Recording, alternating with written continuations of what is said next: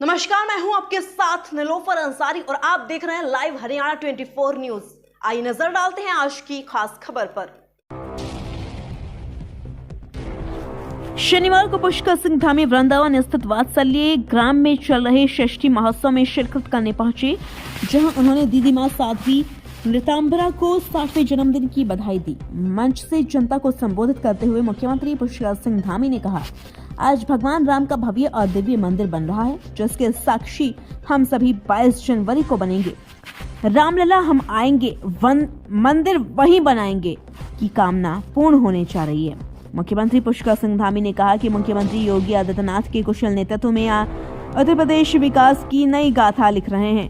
उन्होंने कहा कि राम भक्तों पर गोली चलाने वाले ने ना तो राम मंदिर बना पाते, न धारा 370 हटा पाते और न ही 3 तलाक हटा पाते। यह प्रधानमंत्री मोदी की ही क्षमता है, जो बिना झुके थके व डिगे अपने कर्तव्य पथ पर आगे बढ़ते रहे।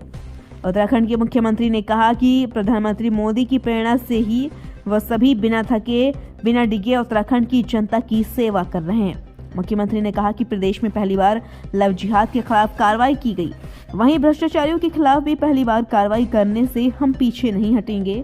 इसके साथ ही हमने प्रदेश की महिलाओं के लिए 30% आरक्षण की व्यवस्था भी प्रारंभ की है। यही नहीं, अब हम देवभूमि में समान नागरिक आचार संहिता को भी लागू करने की तैयारी कर रहे हैं। मुख्यमंत्री ने कहा कि प्रधानमंत्री के नेतृत्व में भारत की ख्याति का डंका पूरी दुनिया में बज रहा है। हमारा भी यह कर्तव्य बनता है कि भारत की इस विकास यात्रा में हम भी सहभागी बने।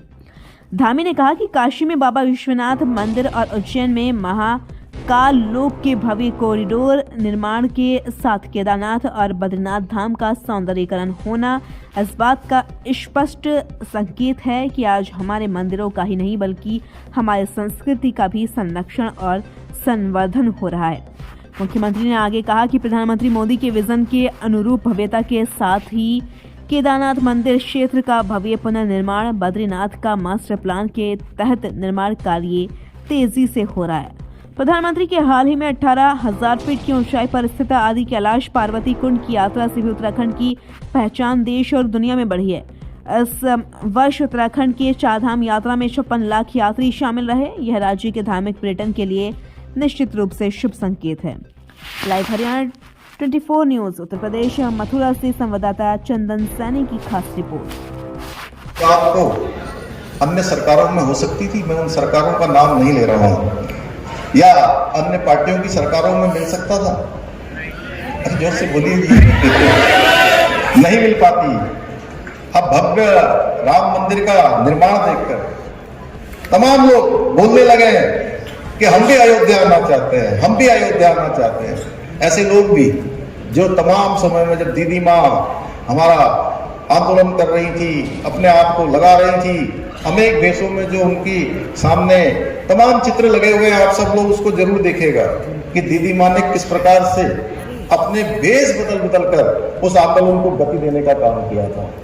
तो उस समय में ये तमाम लोग जितने हथकंडे हो सकते थे, उन हथकंडों को अपनाकर राम मंदिर का काम रोकने का काम करते थे। भाई बहनों, राम भक्तों पर गोली चलाने वाले ना तो मंदिर बना पाते, ना कश्मीर से धारा 370 हटा पाते, ना ही 3 तलाक हटा पाते। यह आदरणीय प्रधानमंत्री जी की क्षमता है कि वो न झुके हैं न रुके हैं, बस अपने कर्तव्य पथ पर लगातार आगे बढ़ते गए हैं। उसी का परिणाम है कि आज ये सब काम हमारे सामने चरकाट हो रहे हैं। हमने भी आदरणीय प्रधानमंत्री जी से प्रेरणा लेकर उनके निर्देशन में, उनके मार्गदर्शन में अनेकों कामों को, कठिन कामों को भी उत्तराखंड देवभूमि में आगे बढ़ाने का संकल्प लिया है।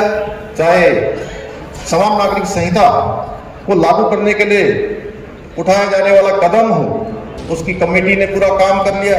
कुछ समय बाद ही हमको ड्राफ्ट मिलने वाला है नए वर्ष में, हम उस पर भी आगे बढ़ेंगे और समान नागरिक संहिता लागू करने का जो विधान है उसको हम अपने विधानसभा में लाकर उसकी कार्रवाई को आगे बढ़ाएंगे। धर्मांतरण रोकने के लिए हमने देश का कठोरतम धर्मांतरण विधेयक भी विधानसभा के अंदर बनाया है। नकल रोकने के लिए बच्चों के, या लैंड जिहाद या लव जिहाद को रोकने सहित कई मुद्दों का हल करने के लिए हमने कड़े कानून बनाए हैं।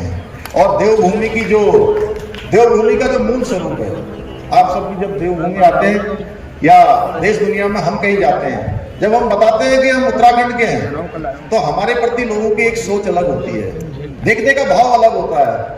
वो सोचते हैं कि देवभूमि के लोग हैं, बहुत ही देवों के नजदीक से आए हैं। तो देवभूमि का जो मूल स्वरूप है, वो मूल स्वरूप बना रहे, उसके लिए हमने अतिक्रमण को भी हटाने का संकल्प लिया था और 5000 से भी अधिक एकड़ से भी अधिक जमीन को हमने इसमें मुक्त किया है। भाइयों बहनों, आज देश का बच्चा राम की स्तुति में मग्न है। तब ऐसे समय में हमारा प्रयास होना चाहिए कि राम स्तुति के साथ साथ उनकी सच्ची साधना भी हम करें, इस साधना में शामिल हों, उनके आदर्शों को धारण करना, उनके दिखाए मार्ग पर आगे बढ़ना, उनके आदर्श को अपने जीवन में उतारना। मेरा आप सभी से, यहाँ उपस्थित जन समूह से अनुरोध है कि यहाँ से हम अपने संतों का आशीर्वाद, भगवान श्री राम को स्वयं में धारण करने की यात्रा पर आगे बढ़े। राम को स्वयं में धारण करने के लिए प्रेम से बढ़कर कोई दूसरा मार्ग नहीं है। प्रेम का मार्ग ही एक ऐसा मार्ग है जो हमें प्रभु राम के नजदीक ले जाता है। और रामचरितमानस में कहा गया है, राम ही केवल प्रेम प्यारा। तो आइए हम सभी लोग दीदी माँ के बताए हुए मार्ग पर चलकर सच्चे अर्थों में मर्यादा पुरुषोत्तम भगवान राम को पाए, द्वारिकाधीश भगवान श्री कृष्ण को पाए। यह तभी संभव होगा जब श्री राम और श्री कृष्ण को मानने के साथ साथ उनके द्वारा जो मार्ग हमको दिखाया गया है, उस मार्ग का हम सब अनुसरण करेंगे तो निश्चित रूप में हम अपने हृदय में भगवान राम को भी उतार पाएंगे, भगवान द्वारिकाधीश श्री कृष्ण को भी उतार पाएंगे।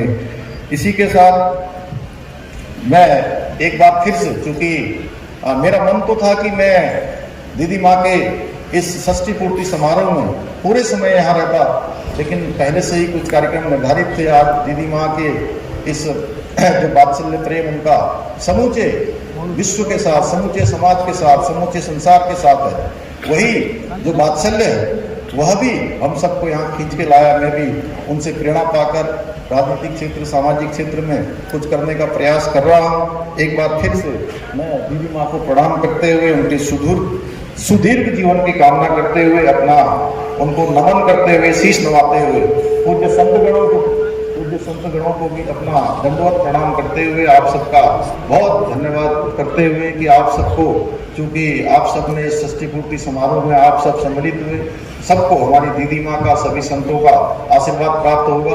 आप सभी का एक बार फिर से हृदय की गहराइयों से धन्यवाद करते हुए मैं अभी के लिए इतना ही। हमारी वीडियोस को लाइक करें, शेयर करें और हाँ, हमारे चैनल लाइव हरियाणा न्यूज 24 को सब्सक्राइब करना ना भूलें।